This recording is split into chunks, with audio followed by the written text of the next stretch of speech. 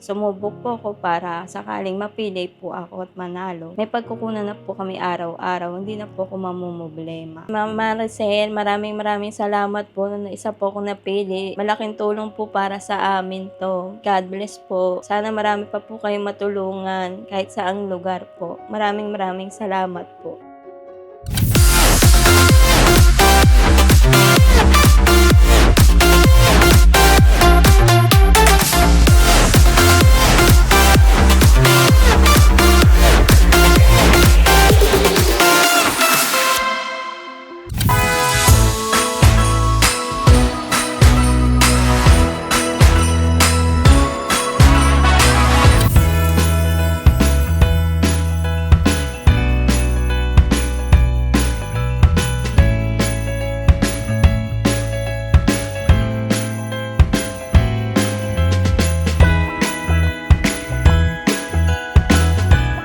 Ako po si Christine May Octavio, nakatira sa Navotas City, 31 years old po. Isa po akong mangwawalis ng munisipyo, na 120 a day po ang sahod. Pag umuulan po, hindi po ako nakakapasok, hindi po ako nakakapagwalis. Pero po pag maganda panahon, nakakapagwalis po ako. Nakakatulong naman po siya minsan dahil yung quincenas katapusan po ng 1/8, napagkukunan po namin pambayad ng tubig. Ito po ang sari-sari store ko po na pinakunan namin araw-araw ng pambaon, pangbili ng ulam, pangangailangan. Kahit po mahirap, araw-araw po kami lumalab.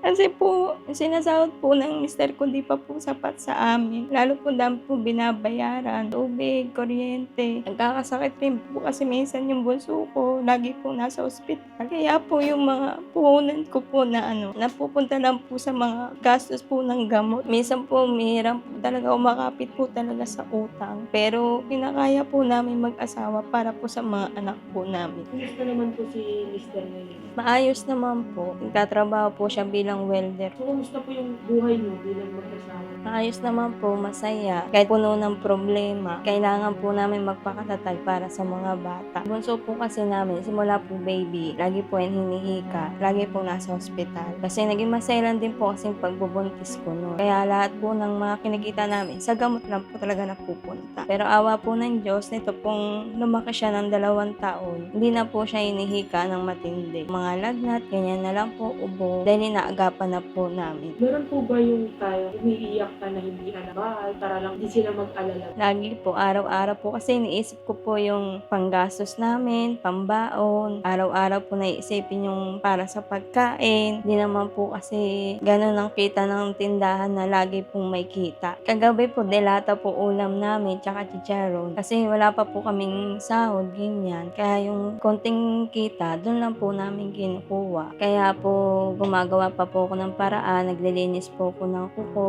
Pero hindi po ako nakakapaghanap buhay na maayos kasi may maliit pa po ako. Madalas po, hindi niya po alam yung mga araw-araw na bayarin ko, ganyan, lingguhan, na hulugan. Kasi sa totoo lang po, yung mister ko, pag nasa trabaho po, pag nai-stress din po, ayoko na pong dagdagan yung alalahanin. So, kasama niyo dito, pati tatay? Opo, 2 pamilya po kami dito, tas ang tatay ko. Kumusta naman po? Tapos ka? Maayos naman po. Tinutulungan niya po kami minsan sa sa ulam kahit wala na po siyang trabaho. Kung maririnig ka ngayon ng mga ano po ang mensahe? Kakayanin ni Mama lahat ang problema para sa inyo. Mahal na mahal ko kayo. Magpapakatatag si Mama araw-araw sa hamon ng buhay. Ano naman po ang mensahe niyo sa Mr. ko?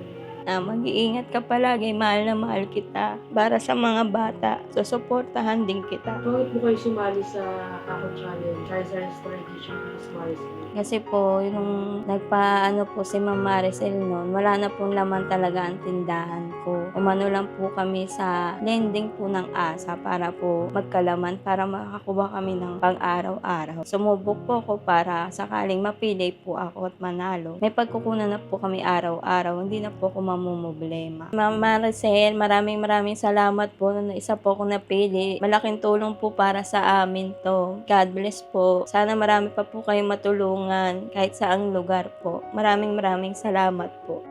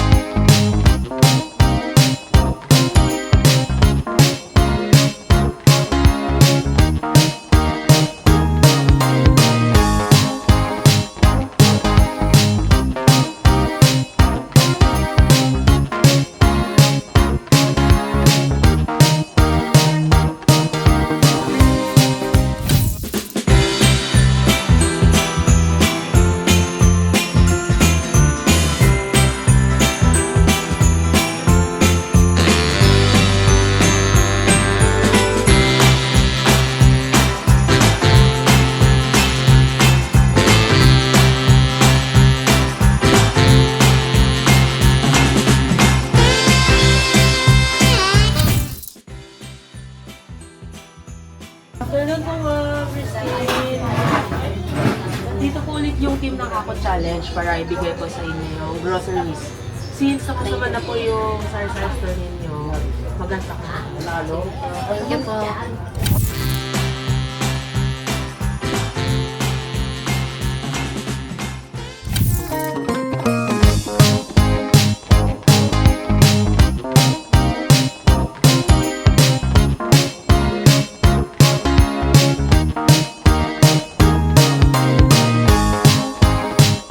Ma'am Maricel, ito na po yung sari-sari store na binigay ninyo. Maraming salamat po. God bless.